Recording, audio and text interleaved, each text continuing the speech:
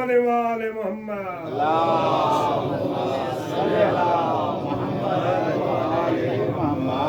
رحم اللہ من قرأ الفاتحہ.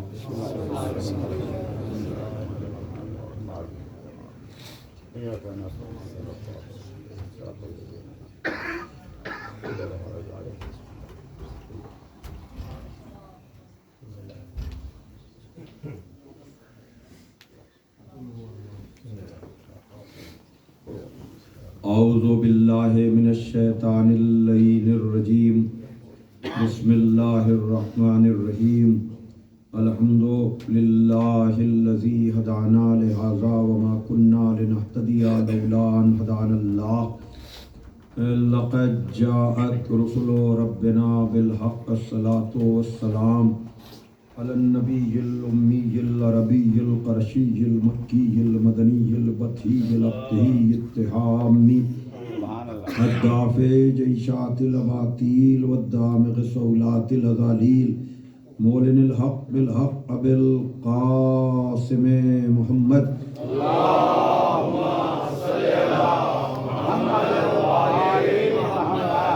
وآلہ الطیبین الطاہرین المعصومین المظلومین الذین اذهب اللہ عنہم الرجس وطہرہم تطہیرا.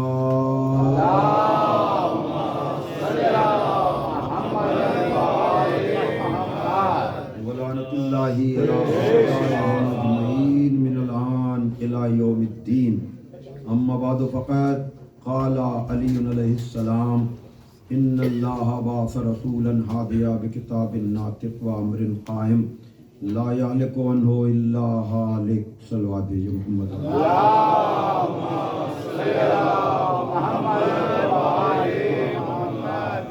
محسن بھائی آگے آ جائیے آپ. اور بھی حضرات جو بھی آگے آ سکتے ہوں. محمد وآل محمد صلوات بھیجو.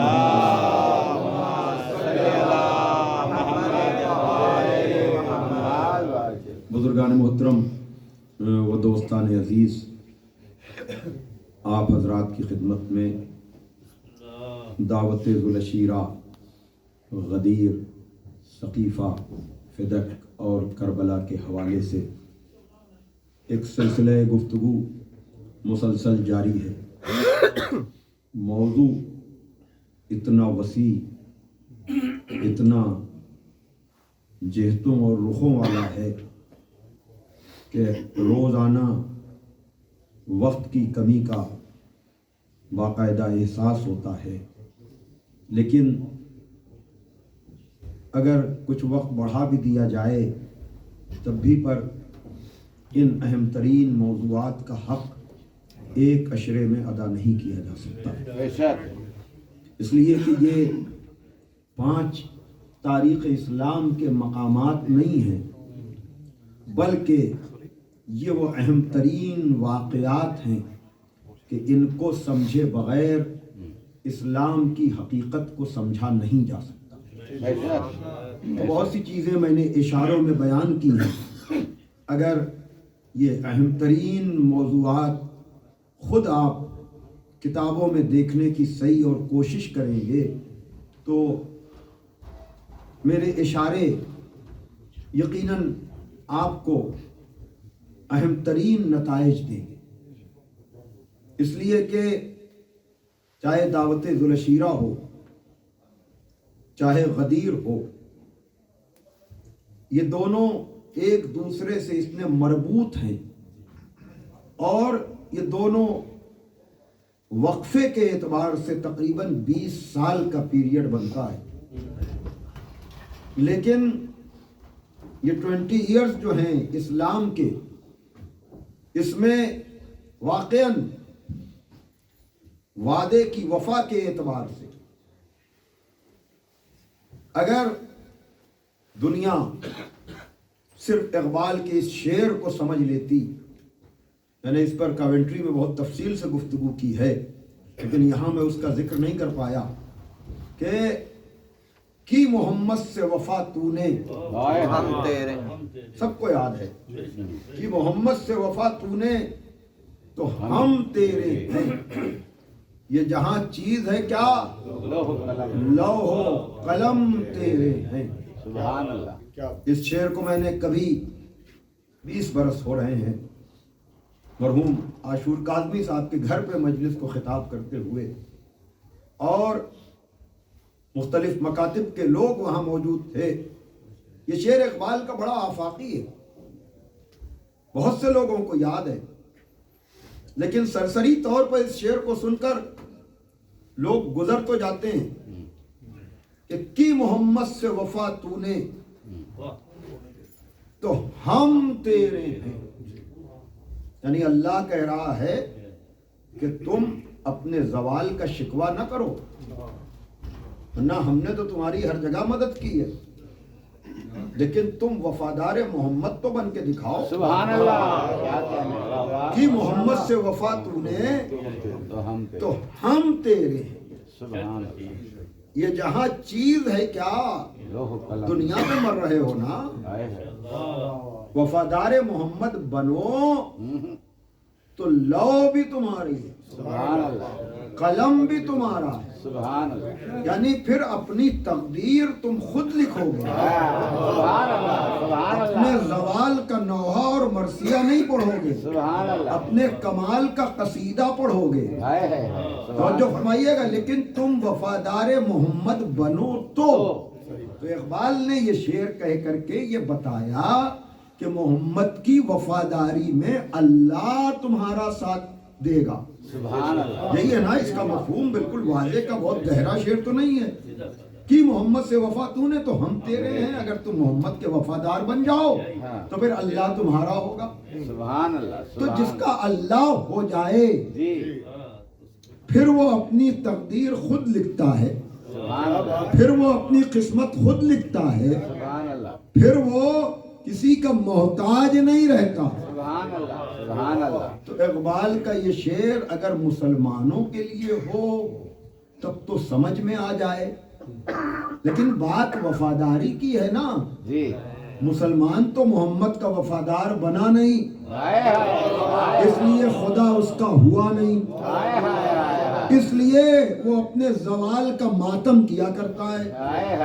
یہاں پٹ گئے، وہاں ڈر گئے، یہاں یہ ہو گیا، وہاں یہ ہو گیا. لیکن علی نے تو وفاداری دکھائی نا.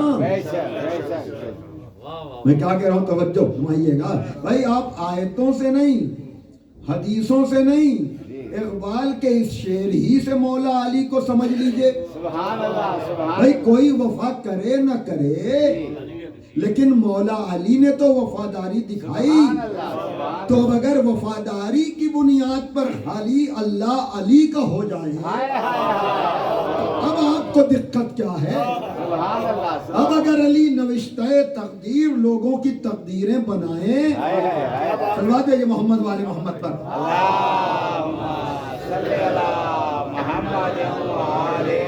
ماشاءاللہ.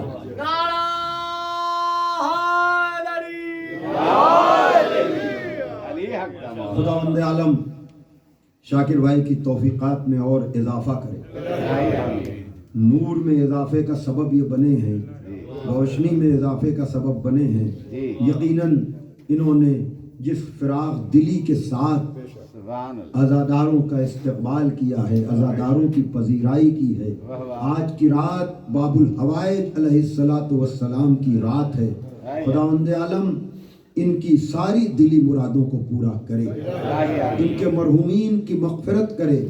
اور ایپز نے جس خلوص کے ساتھ اس عشرے کا اہتمام کیا ہے، ان کے سارے منتظمین، ان کے سارے تعاون کرنے والے، پروردگار عالم باب الحوائج کے صدقے میں ان کو اتنا دے دے.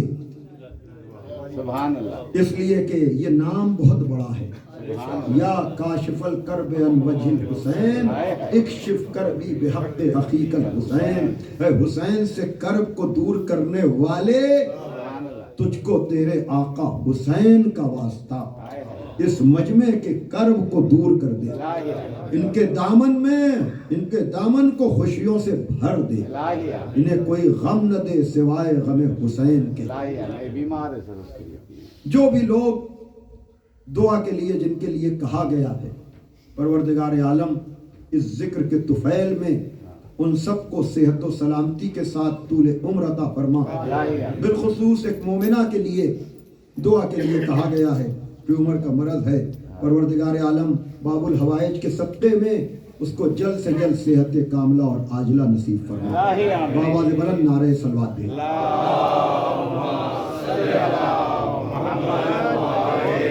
ایک اور صلوات پڑھیں آپ.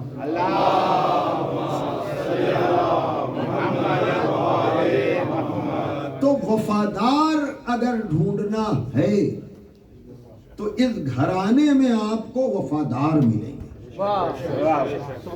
تو اب جب علی نے وفاداری دکھائی، حالانکہ ان کا رتبہ، ان کا مقام، ان کا مرتبہ بڑی نچلی سطح پر آ کر میں یہ بات کر رہا ہوں، ورنہ ان کا جو مقام و مرتبہ ہے وہ مجھ جیسا بیان نہیں کر سکتا. لیکن ہم ایک فکر عام رکھتے ہیں، ایک فکر خاص رکھتے ہیں. فکر عام کے اعتبار سے جنرل ہم بات کر رہے ہیں کہ اگر عام آدمی وفادار محمد بن جائے تو وہ تو لوگوں کی تقدیر لکھنے لگے. اور غدیر میں بھی کچھ ایسا ہی تو ہوا کہ نبی نے جب دعوت ذوالشیرہ میں کیے ہوئے وعدے کو پورا کیا اور یہ کہا اللہ مولایا، اللہ میرا مولا، وانا مولا المومنین، اور میں مومنوں کا مولا، ومن کنت مولا ہو فہذا علی المولا، اور جس کا میں مولا ہوں اس کا علی مولا ہے. پیغمبر کی صداقت پر توحید مانی جا رہی ہے. صداقت پیغمبر پر اللہ کو لوگوں نے مانا ہے.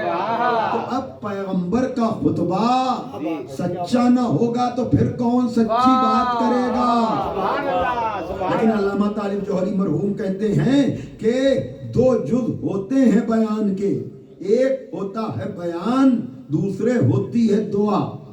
بیان وہ جو سچا ہو، دعا وہ جو قبول ہو. میں آپ سب کے لیے دعا کر رہا ہوں خداوند عالم ان دعاؤں کو شرف قبولیت عطا کرے.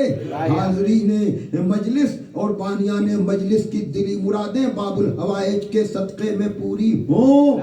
لیکن ہماری دعا کے لیے ہم کہتے ہیں قبول ہو جائے، لیکن نبی کی دعا کی قبولیت ہمیں اپنوں سے نہیں، ہمیں تو مباہلے میں غیروں سے مل چکی.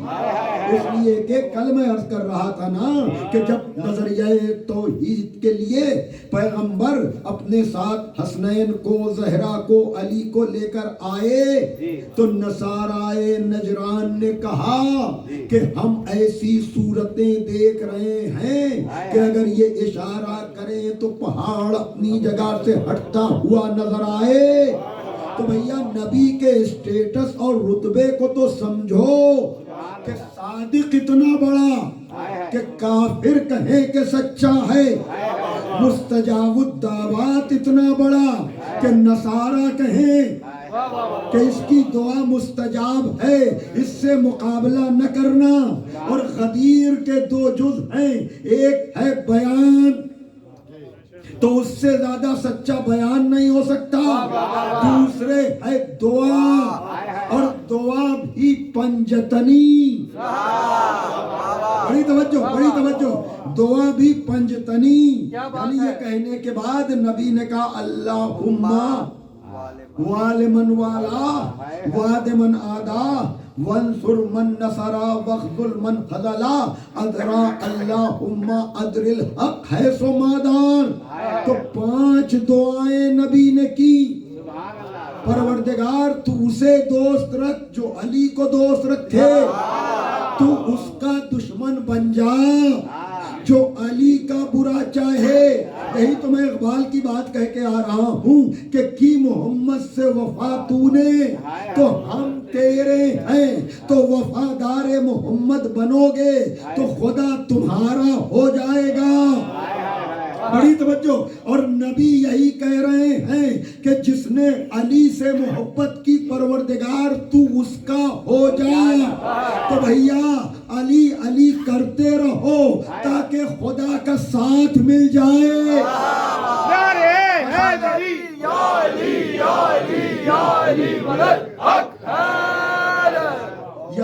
علی علی کرنے میں نقصان کچھ نہیں ہے، اس لیے کہ خدا کی دوستی ہاتھ آتی ہے، اور علی سے بچ کے چلنے میں فائدہ کچھ نہیں ہے، اس لیے کہ خدا کی دشمنی ہاتھ آتی ہے۔ اور پھر جس کا ناصر خدا ہو جائے اس کو بٹائے گا کون؟ بھائی توجہ فرمائیے گا، یہی وجہ ہے کہ تمام مخالفتوں کے باوجود ہم علی والوں کو دنیا ختم نہیں کر پائی، کوششیں بہت ہوئیں، لیکن دنیا نے دیکھا کہ ہماری مخالفت جتنا بڑھتی ہے اتنا ہی ذکر میں اضافہ ہوتا چلا جاتا ہے، اس لیے کہ ہم کسی اور پر نہیں، ہم خدا کے کیے ہوئے وعدے پر، نبی کی دی ہوئی دعا پر بھروسہ کرتے ہیں، اور یہی وجہ ہے کہ جیسے جیسے ہماری مخالفت ہوتی ہے ذکر علی کا دائرہ بڑھتا چلا جاتا ہے۔ کیوں؟ اس لیے کہ ذکر حیدر کی ضمانت تو خدا نے لی ہے، مدعی لاکھ برا چاہے تو کیا ہوتا ہے؟ حیدر حیدر حیدر حیدر حیدر حیدر حیدر نعرہ حیدری، ذکر حیدر کی ضمانت تو خدا نے لی ہے، مدعی لاکھ برا چاہے تو کیا ہوتا ہے؟ یہ محمد کا گھرانہ ہے، یہاں ہر لمحہ وہی ہوتا ہے جو منظور خدا ہوتا ہے۔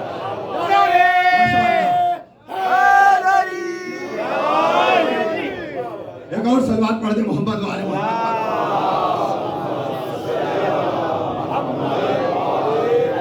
تو بہرحال نبی نے غدیر میں بحکم خدا اپنے کیے ہوئے وعدے کو پورا کیا، سبحان اللہ۔ اور سازش کرنے والوں نے کہا کہ اچھا نبی نے زبردستی ہم سے بیعت کرا لی، یعنی یہ تو سوچ بھی نہیں سکتے تھے کہ خدا کہاں انہیں پکڑے گا۔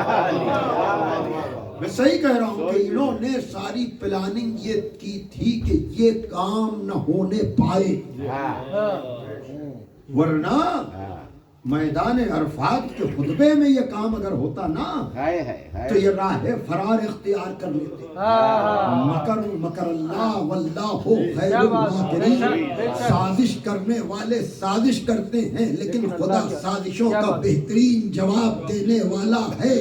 چلتے ہوئے قافلے کو روکا اور کہہ چکا تھا اللہ کہ تمہیں لوگوں کے شر سے محفوظ رکھے۔ ہاں اب مجھے نہیں معلوم کہ کس طرح سے ان بھاگنے والوں کو روکا ہے پروردگار۔ میں صحیح کہہ رہا ہوں، ان کے ارادے کیا تھے وہ چھوڑیے، لیکن تاریخ میں رقم ہو گئی یہ بات کہ سب نے بیعت کی اور مبارکباد بھی دی۔ یہ غدیر کی تاریخ میں لکھا ہوا ہے کہ جو دل سے نہیں بھی مان رہے تھے ایک نکلا، اس نے کہا کہ نماز پڑھوائی پڑھ لی، روزہ رکھوایا رکھ لیا، حج کروایا کر لیا، اب یہ علی کو جو تم ہم پر مسلط کر رہے ہو، یہ میرے الفاظ نہیں ہیں، یہ اس حارث ملعون کے ہیں۔ توجہ فرمائیے گا، یہ جو مسلط کر رہے ہو یہ اپنی مرضی سے کر رہے ہو کہ خدا کی مرضی سے؟ پتہ چل گیا کہ دو نظریے چل رہے تھے کلمہ پڑھنے والوں میں، کچھ وہ تھے جو نبی کے قول کو قول خدا سمجھ رہے تھے، بھائی توجہ فرمائیے گا، لیکن اب وہ بھی تھا ایسا۔ میں نے جو یہ جملہ پڑھا ہے آج ذرا سا اس کا حق ادا میں کروں، اور وہ یہ کہ اللہ نے مبعوث کیا رسول کو ہدایت کے لیے بولتی ہوئی کتاب اور قائم رہنے والے امر کے ساتھ، ان کے آ جانے کے بعد ہلاک نہیں ہوگا مگر وہ جس کی قسمت میں ہلاکت لکھی ہوئی ہے۔ تو حارث تو اس کا مزداق بن رہا ہے نا، بھائی توجہ فرمائیے گا۔ تو اس نے کہا کہ مجھے اس کے لیے عذاب چاہیے ہے، اگر یہ اللہ کی طرف سے ہے تو اللہ نے بھی کہا کہ اگر تو عذاب واضح مانتا ہے نا تو ہماری سنتیں بدلتی نہیں ہیں۔ جو ہم نے عذاب کعبے کے دشمن پہ نازل کیا تھا وہی مولود کعبہ کے دشمن پہ نازل کروں گا، جو انجام کعبے کے دشمن کا ہوا تھا وہی مولود کعبہ کے دشمن کا بھی ہوا۔ وہاں بھی پتھر آئے تھے، یہاں بھی پتھر آئے، وہ بھی چبایا ہوا بھوسا ہو گیا تھا، یہ بھی چبایا ہوا بھوسا ہو گیا۔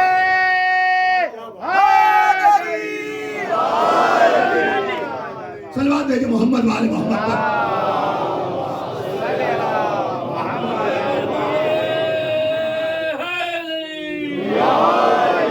बहुत शुक्रगुजार हूं मैं आपका अज़ीज़ान मोहतरम। अब इन लोगों ने दिल में यह तय किया कि नबी ने जबरदस्ती हमसे बैत तो ले ली है, लेकिन हम इसकी मुखालफत करेंगे और इसकी मुखालफत के लिए बड़ी बड़ी मीटिंगें हुई हैं।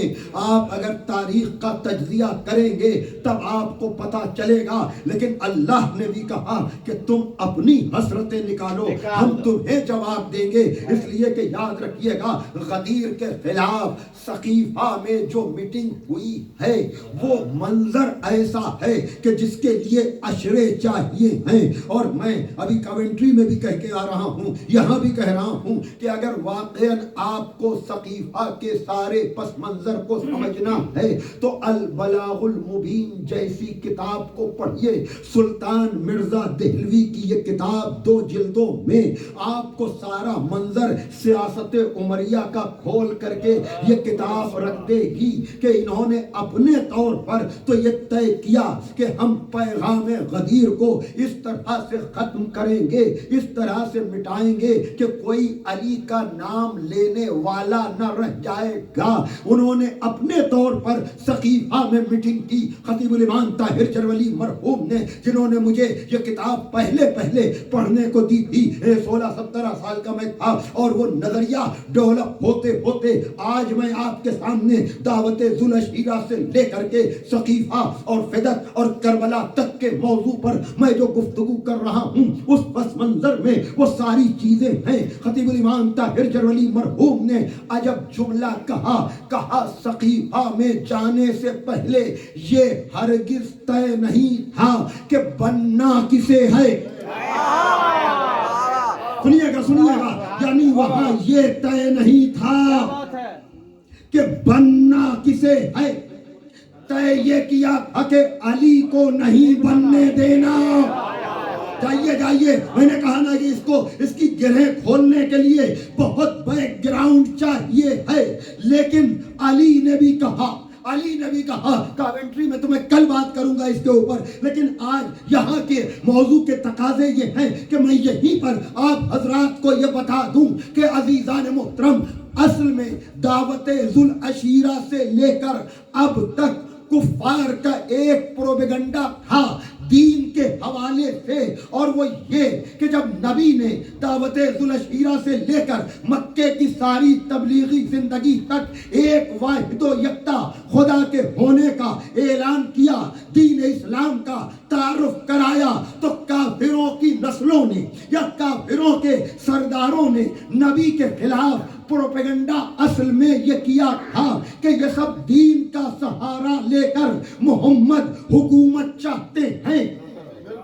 तवज्जो फरमाइएगा, और यही पूरा सिलसिला आपको मिल जाएगा दरबारे यजीद तक। लेकिन मौला अली ने अपने अमल से ये साबित किया कि अली की नजरों में ये दुनिया क्या, ये हुकूमत क्या। इसलिए कि जो शहरे इल्म का दर हो, शहंशाह दो आलम हो, उसे जाहिल कबीलों की हुकूमत ज़ेब क्या देगी। मुसैरी का खुदा बनने से जो इनकार कर बैठे, जरा सोचो उसे कोई खिलाफत ज़ेब क्या देगी। माशाअल्लाह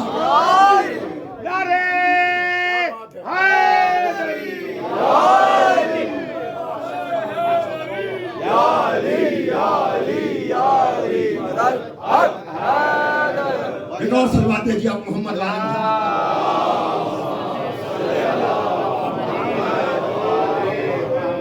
सुनिए, सकीफा की कार्रवाई एक्सीडेंटल है, हैदर मौला गदीर का सिलसिला मुसलसल है भाई। वहां राशिदीन बराए नाम खाली 4 मिले। भाई तवज्जो फरमाइएगा, मैं क्या अर्ज करना चाह रहा हूं। लेकिन उसमें भी एक कानून नहीं। चाहिए पढ़िए तारीख इस्लाम। पहले हादसा हुआ सकीफा, जब उम्मत ने पूछा कि इसे कहते क्या है,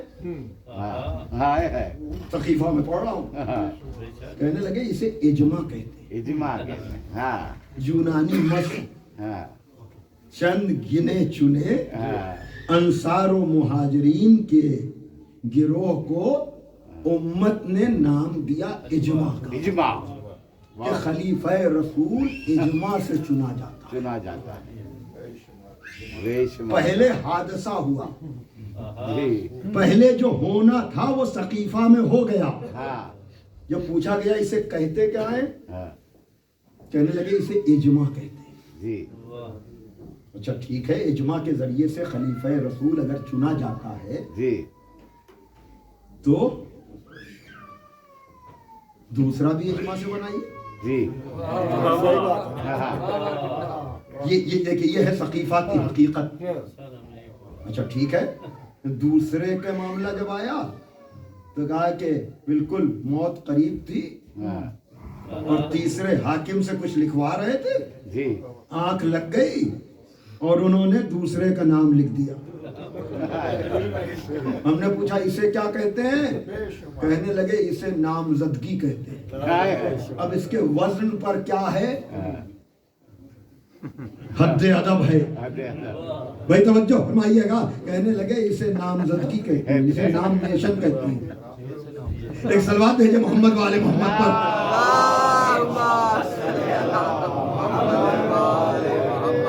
अब मसला ये हुआ, कहा कि इसे नामनेशन कहते हैं। पहले कहा कि नबी को हक नहीं था कि अपने बाद किसी को नामजद करके जाएं। तवज्जो फरमाइएगा, सुभान अल्लाह। यानी रहमतुल लिल आलमीन को तो नामजद करने का हक न हो, लेकिन ये सकीफा के बनने वाले ये अपने बाद, अच्छा बात नामजदगी पर रुक जाती तो अब सब नामजद होते रहते, लेकिन दूसरे हाकिम ने तीसरे हाकिम को बनाने के लिए न इजमा पर छोड़ा न नामजदगी पर, फिर 6 आदमियों की कमेटी बना ली। तवज्जो फरमाइएगा, क्या मतलब, जब हादसा और एक्सीडेंट होता है ना तो हर कदम पर बदलता रहता है। भाई तवज्जो फरमाइएगा, लेकिन गदीर वालों को अपना कानून कहीं बदलना नहीं पड़ा। मैं क्या करूं, तवज्जो फरमाइएगा, गदीर वालों को आपने 4 माने तो 4 के लिए 4 कानून बने, यहाँ 12 माने। और ये तवज्जो, सलवात भेजे मोहम्मद वाले मोहम्मद पर।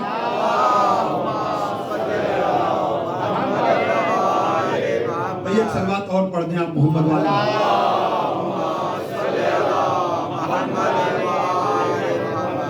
मैं बड़ी आहिस्तगी से आप हजरात के सामने ये हकायक पहुंचाना चाह रहा हूं।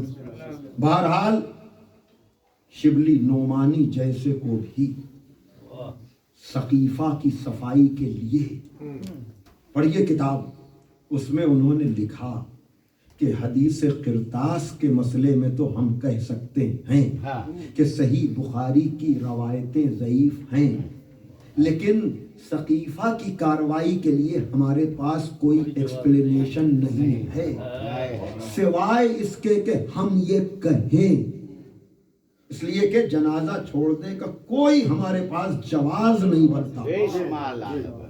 मैंने ये बात लंदन में इस दफा पढ़ी थी अज़ाए फातिमी के मौके पर, और यहाँ भी मुमकिन है, यहाँ खैर ऐसा नहीं है, लेकिन लंदन मसरूफियत बड़ा शहर है।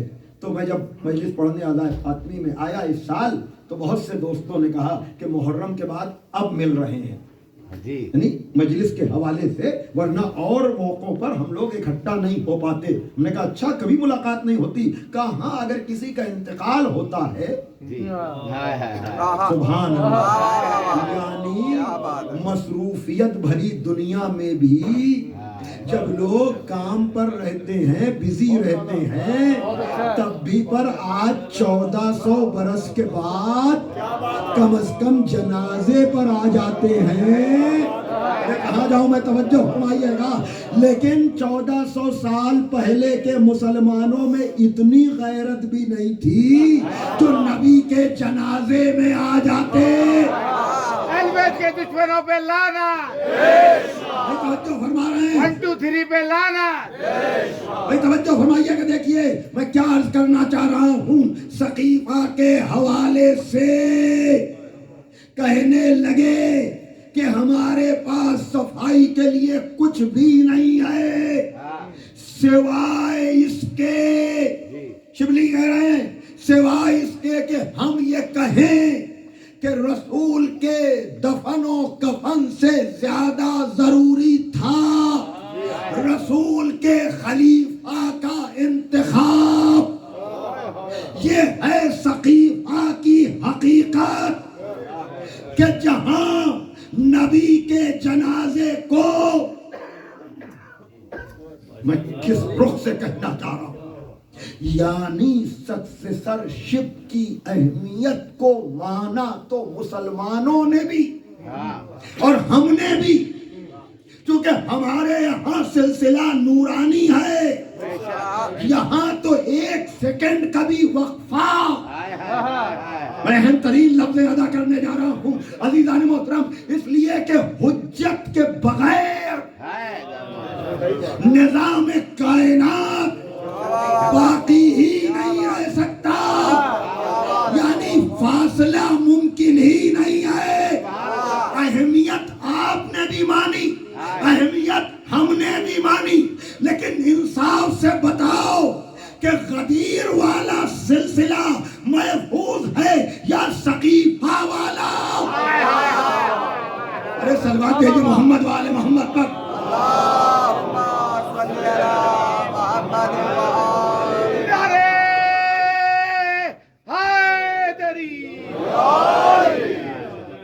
بھائی کیا بتاؤں، میں جو کہنا چاہ رہا ہوں پھر میں بالکل زور نہیں لگاؤں گا میں. یعنی سکسیسرشپ ہمارے یہاں بھی ہوتا ہے، ابھی بھی ہوتا ہے. اسٹیٹ کا ہیڈ اگر گزر جائے تو اس کے مرنے کے اعلان تک میں تاخیر ہوتی ہے. جب تک مسائل اور چارجز منتقل نہ ہو جائیں جو ذمہ دار ہے. بھائی توجہ فرمائیے گا، تو یہی ضرورت تو آپ نے بھی سمجھی. اگر یہ اتنی ضروری چیز نہ ہوتی تو آپ کو جنازہ چھوڑنا کیوں پڑتا؟ توجہ فرمائیے گا. لیکن آپ میں اور غدیر میں یہی فرق ہے. اسی لیے ہر امام نبی کے ساتھ پورا سلسلہ، یعنی اپنے جانے سے پہلے اپنے آنے والے کا اعلان اس لیے کر دیتا ہے تاکہ ایک سیکنڈ کا بھی فاصلہ نہ رہے. بھائی صلوات بھیجو محمد والے محمد پر.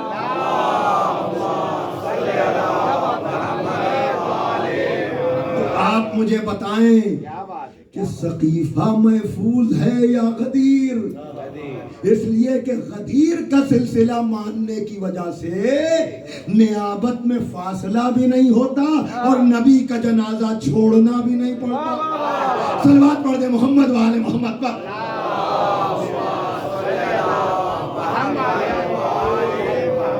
ہے نا محفوظ راستہ تو یہی غدیر کا ہے.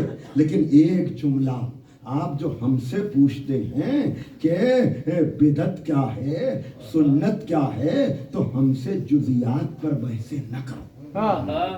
تمہارا سلسلہ جا کر ملتا ہے سقیفہ سے، ہمارا سلسلہ جا کر ملتا ہے غدیر سے. غدیر کے دعوے میں حیات نبی ہے اور سقیفہ کے دعوے میں نبی کے جنازے کے بعد کی کاروائی ہے. کہاں جزیات پر بات کرتے ہو کہ کیا نبی کی زندگی میں ہوا، کیا نبی کے بعد ہوا. اما بنیاد پر بات کر لو تو بدعت اور سنت کا فرق خود بخود واضح ہو جائے گا. اس لیے کہ غدیر نبی کی زندگی میں ہے اور سقیفہ نبی کے بعد.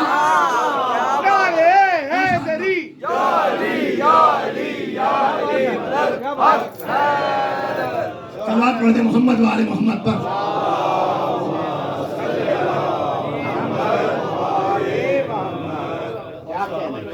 یہ دونوں سلسلے جا کر تنہائی میں بیٹھ کر کے بھی اگر آپ سوچیں تو ایک سیکنڈ کا بھی فاصلہ بھی نہیں ہے اور جنازے کو چھوڑنا بھی نہیں پڑ رہا. سبحان اللہ سبحان اللہ. کیا اب بے حیائی کا تو کوئی علاج علاج ہی نہیں. بے حیائی کا کوئی علاج نہیں. نہیں.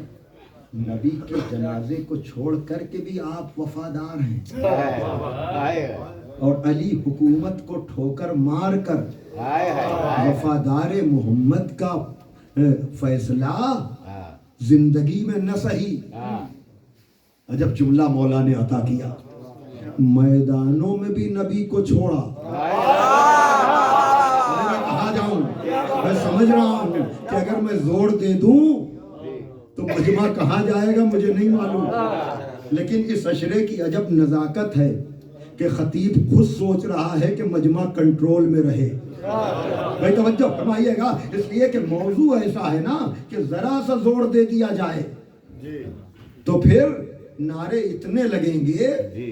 لیکن میں خود آہستہ آہستہ تاکہ پس منظر کو بتاتا چلوں. یاد رکھیے گا غدیر کے سلسلے میں فاصلے نہیں ہے اور ثقیفہ کے سلسلے میں یکسانیت نہیں ہے، تسلسل نہیں ہے.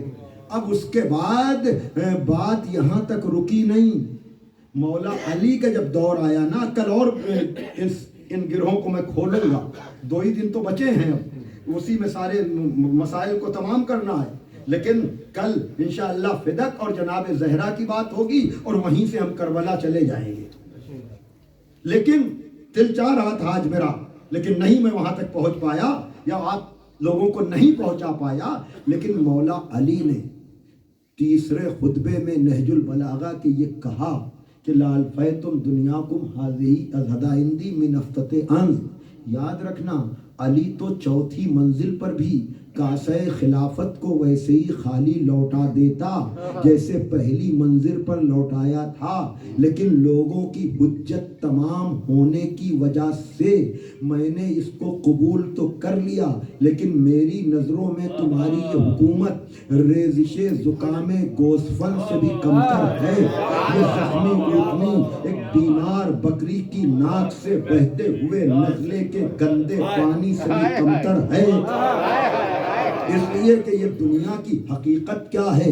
یہ دنیا تو ہمارے غلاموں نے بتائی ہے کہ دنیا کتنی حقیر ہے. تو علی کی نظروں میں اس لیے کہ وہ جس کے اشارے پر سورج پلٹ آئے، وہ جس کے اشارے پر، جس کے بھائی کے اشارے پر چاند کے 2 ٹکڑے ہو جائیں، اور جس کی اولادوں نے اختیار دکھا کر بتایا ہو کہ یہاں صبر ہے، مجبوری نہیں ہے.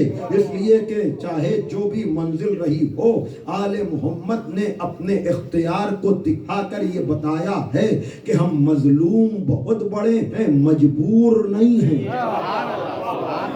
مظلوم بہت بڑے ہیں، مجبور نہیں ہیں. میں نے بغیر تمہید کے آپ کو کربلا تک پہنچایا ہے. اس لیے اب میں اشعار کا سہارا لے رہا ہوں تاکہ علی کے اختیار کو دیکھنا ہے تو آ کر کے عباس کے اختیار کو دیکھ لو کہ پانی کو خود اسی کے علاقے میں دی شکست. پانی کو خود اسی کے علاقے میں دی شکست. قصر وفا فرات کے اندر بنا دیا. فرات خود درے خیمہ کو چومتی گلریز. فرات خود درے خیمہ کو چومتی گلریز. علی کا شیر مگر صبر کی کچھار میں تھا. یاد رکھیے گا، چاہے علی ہو چاہے اولاد علی ہو، انہوں نے اعلان صبر کیا ہے، مجبور نہیں ہے یہ. بے شک. اور اگر حسین ابن علی عباس کو روکتے نہ یا اپنی طاقتوں کو تقسیم نہ کرتے تو کہا گیا ہے کہ اگر کربلا میں یہ 4 جوان اکٹھا ہو جاتے نا، عبداللہ بن جعفر، محمد حنفیہ، مسلم بن عقیل اور عباس ابن علی، تو کربلا کی جنگ کا نقشہ اور ہوتا. لیکن چونکہ حسین کے سجدے کے ذریعے سے دین الہی کی قیامت تک حفاظت ہونا تھی، اس لیے اس راستے کو چنا اور عباس جیسے بہادر کو جنگ کی اجازت نہیں دی اور جناب ام البنین نے چلتے وقت کہا تھا، میں نے پڑھے تھے نا اشعار کہ ہاں بلاؤ میرا عباس دلاور ہے کدھر، وہ فدا ہے میرے بچے پر میں ہوں سکتے اس پر، شکم غیر سے گو ہے وہ میرا ہے پسر، یہ صدا سن کے برادر کو پکارے سرور، آئی آواز رہوار کو آگے نہ بڑھاؤ بھائی، یاد فرماتی ہیں اماں ادھر آؤ، آ کے سر رکھ دیا عباس نے پائی نے مزار، آئی زہرا کی صدا میں تیری غربت پہ نثار، اپنے پیاروں کے برابر میں تجھے کرتی ہوں پیار، دھیان بھائی کی حفاظت کر رہے ہے دلدار، کوئی غربت میں اسے مار نہ ڈالے گوپا، ارے میرا شبیر ہے اب تیرے حوالے، جزاکم ربکم۔ ہاں عزادارو، بلند ہوتی ہوئی آوازوں میں اپنے لیے بھی دعا کیجئے، اپنے متعلقین کے لیے بھی دعا کیجئے، دعاؤں کی قبولیت کی رات ہے، باب الحوائج کا ماتم ہے، باب الحوائج کا تذکرہ ہے۔ میں جملے ہمیشہ کہتا ہوں کہ جب ماں ام البنین جیسی ہوتی ہے تبھی بیٹا عباس جیسا ہوتا ہے۔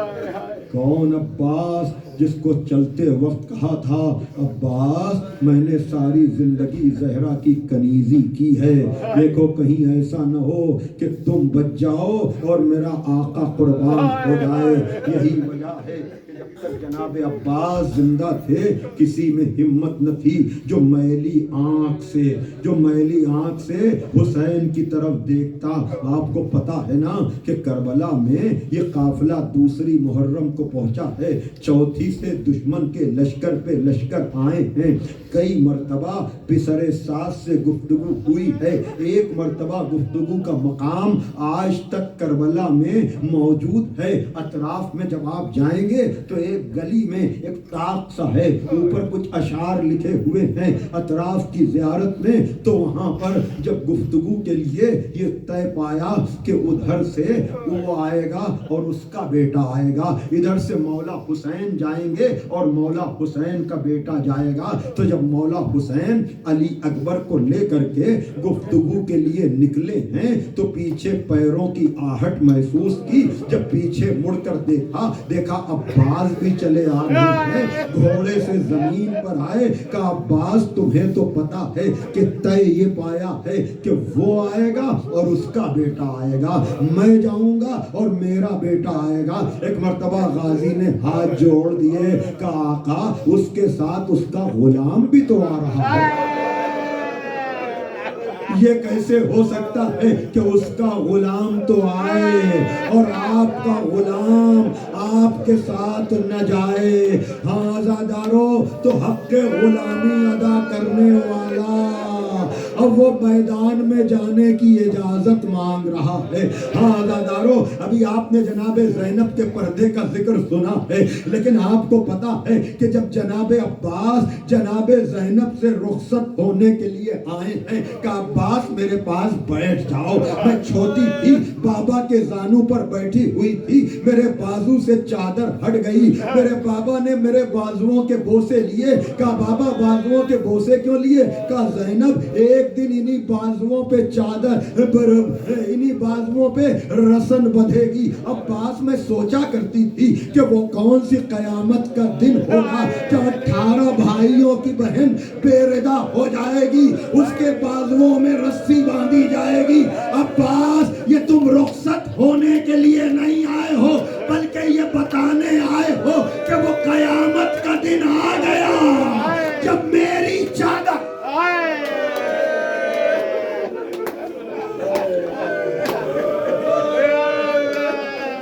جزاکم ربکم۔ عزادارو، خدا آپ کو کوئی غم نہ دے سوائے غم حسین کے۔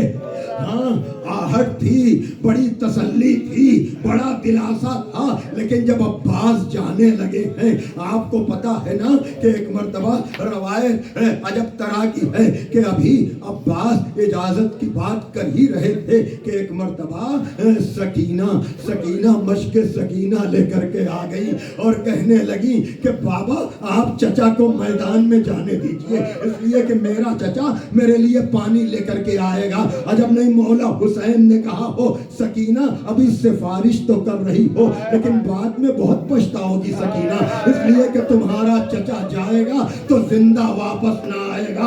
بہرحال عزادارو جناب عباس مشق سکینہ لے کر چلے، علم لے کر چلے اور بڑی تیزی کے ساتھ آپ کا اور ہمارا مولا دریا کی طرف گیا ہے۔ دریا میں جا کر کے گھوڑے کو ڈالا ہے اور مشق سکینہ ترکی ہے، لیکن چلو میں جب پانی کو لیا ہے تو اس چلو کے پانی میں کہیں سکینہ کے ہونٹ نظر آ رہے ہیں، کہیں علی اصغر کی پیاس نظر آ رہی ہے۔ عزادارو دریا سے دور رہ کر پیاسا رہنا اور ہے، اور دریا میں جا کر پیاسا آنا یہ صرف عباس کا کام ہے۔ جزاکم ربکم۔ عزاداروں میرے پڑھنے کا انتظار نہ کریں، گھٹ گھٹ کر نہ روئیں، اس لیے کہ حسین ابن علی ایک ایک شہید کی آواز پر گئے ہیں، لیکن ہم نے اطمینان سے جاتے ہوئے دیکھا ہے، لیکن بس دو ہی موقع ہیں جب حسین کو ہم نے تڑپتا ہوا دیکھا ہے، یا تو لاش اکبر پہ جاتے ہوئے یا عباس کے پکارنے پر جاتے ہوئے۔ اس لیے کہ میں پوری شہادت نہ پڑھ پاؤں گا، مختصر یہی ہے، خلاصہ یہی ہے کہ جب پانی لے کر کے جناب عباس چلے ہیں، علم نے دائیں سے بائیں کو کروٹ لی ہے تو جناب علی اکبر نے کہا بابا میرے چچا کی خیر۔ جزاکم ربکم۔ عزاداروں گھٹ گھٹ کر نہ روئیں، گھٹ گھٹ کر نہ روئیں، اس لیے کہ غازی کا بڑا حق ہے، غازی کا بڑا مرتبہ ہے۔ آپ کو پتا ہے نا محشر میں جب زہرا کی سواری گزرے گی اور رسالت ماں پوچھیں گے امت کی شفاعت کے لیے کیا لائی ہو، تو زہرا جواب دے گی میرے عباس کے بازو کافی ہیں۔ جزاکم ربکم۔ اور شہداء غبطہ کریں گے جناب عباس کے رتبے پر، جناب عباس کے مرتبے پر۔ خلاصہ گفتگو یہ ہے کہ داہنا بازو قلم ہوا، علم نے جھٹکا لیا، بایاں بازو قلم ہوا، جناب علی اکبر نے کہا بابا میرے چچا کی خیر۔ ہاں عزادارو یقیناً روایتیں مختلف ہیں، ایک تیر آ کر کے مشق سکینہ پہ لگا، ایک تیر آ کر کے جناب عباس کی آنکھوں میں لگا۔ جزاکم ربکم، جزاکم ربکم۔ عزادارو آپ کو پتا ہے کہ یہ روایت یقیناً آنکھوں میں لگنے والے تیر کی مختلف طریقے سے ہے، لیکن مولا عباس بھی چاہتے ہیں کہ اگر ذکر ہو میری مصیبت کا۔ ایک خطیب تھا جو ہمیشہ ہر مجلس میں جناب عباس کے مصائب پڑھا کرتا تھا۔ خواب میں غازی آئے، ان نے کہا کہ تم میرے مصائب نہیں پڑھتے ہو۔ اس خطیب نے کہا آقا ہم تو ہمیشہ آپ ہی کے مصائب پڑھتے ہیں۔ کہا سارے مصائب تو پڑھتے ہو لیکن میری آنکھوں میں لگنے والے تیر کا ذکر نہیں کرتے۔ جزاکم ربکم۔ اس لیے کہ آپ بتائیں آپ کی آنکھوں میں اگر کانٹا چپ جائے یا کوئی ذرہ بھی چلا جاتا ہے تو پہلا کام یہی ہوتا ہے، آدمی اپنی آنکھوں کو ہاتھوں سے ملتا ہے، لیکن ہائے غازی کیا کرے، آنکھ میں تیر لگا ہے، بازو قلم ہوتا ہے۔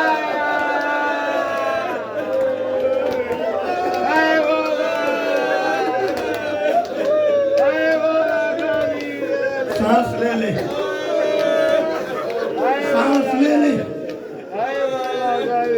بعض جگہ تو یہ ہے کہ جب مولا حسین پہنچے ہیں نا تو کہا کہ مولا آخری وقت میں چاہتا ہوں کہ آپ کی زیارت کر لوں۔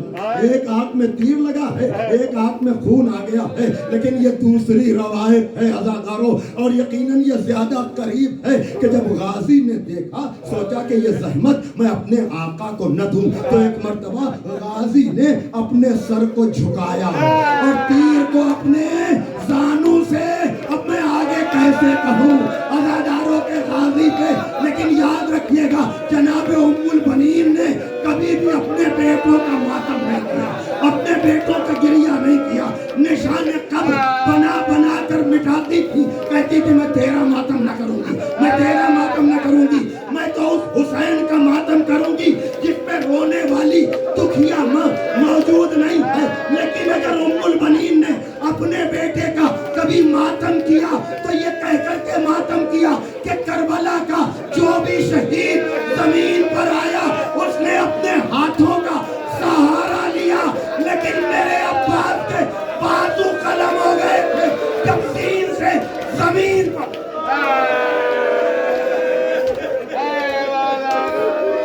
سانس لے لیں، سانس لے لیں، آپ نے گریہ کیا۔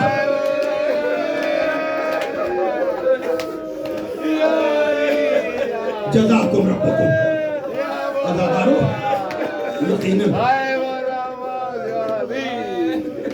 دل نہیں بھرتا علم کی آمد ہو اور یہ جملہ نہ پڑھوں، ورنہ گریہ تو ہو چکا۔ آپ نے حق کے گریہ ادا کیا، لیکن یہ تو مقتل میں جانے کا منظر ہے۔ حسین ابن علی جب گئے ہیں غازی کی آواز پر تو مرثیہ پڑھا، پتہ ہے کیا پڑھا؟ الان انکسر ظہری، ارے میری کمر ٹوٹ گئی، ارے میری کمر ٹوٹ گئی۔ چلے جھکے کچھ اٹھایا، آگے بڑھے جھکے کچھ اٹھایا۔ کہا بابا کیا اٹھا لیا؟ کہا میرے لال بروز محشر اللہ کی سواری گزرے گی، یہ بازو اسی کی امانت ہے، اس لیے میں نے ان بازوؤں کو اٹھا لیا۔ مولا عباس کے جنازے پر پہنچے ہیں، وہاں جو ہوا آپ نے مختلف مجلسوں میں سنا ہوگا۔ میں تو اتنا کہنا چاہ رہا ہوں، عزادارو سنو، سانس لے لیں آپ۔ آج میں کبھی نہیں کرنا چاہ رہا ہوں، یقیناً آپ کے بھی دل بھرے ہوئے ہیں، آپ کے بھی دل بھرے ہوئے ہیں۔ میں آپ سے یہ پوچھتا ہوں، اون و محمد کے تابوت آئے، جناب قاسم کی مہندی آئی، کل جناب علی اکبر کا علم آئے، جناب علی اکبر کا تابوت آئے گا۔ آپ نے کبھی سوچا عباس کا علم آتا ہے تابوت کیوں نہیں آتا؟ سنو سنو، اس لیے کہ غازی یہ دیکھ رہا تھا کہ میرا آقا تو سب کے لاشیں اٹھا رہا ہے، اس کا لاشا اٹھانے والا کوئی نہیں۔ کہا یہ حق کے غلامی کے خلاف ہے کہ آقا کا لاشا تو چلتی ہوئی زمین پہ پڑا رہے اور میرا لاشا اٹھ جائے۔ یہی وجہ تھی وصیت کر دی کہ آقا میرے لاشے کو خیمے میں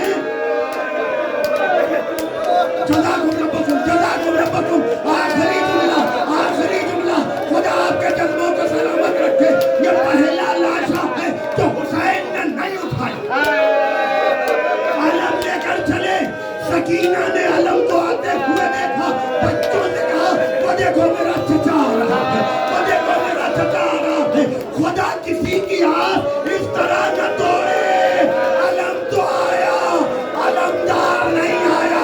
لپٹ گئی بابا کا شانے کٹا کے ترائی کے کنارے، علم آئے گا آپ روئیں گے۔ ذرا سوچو جب یہ علم پہلی دفعہ خیمے میں گیا ہو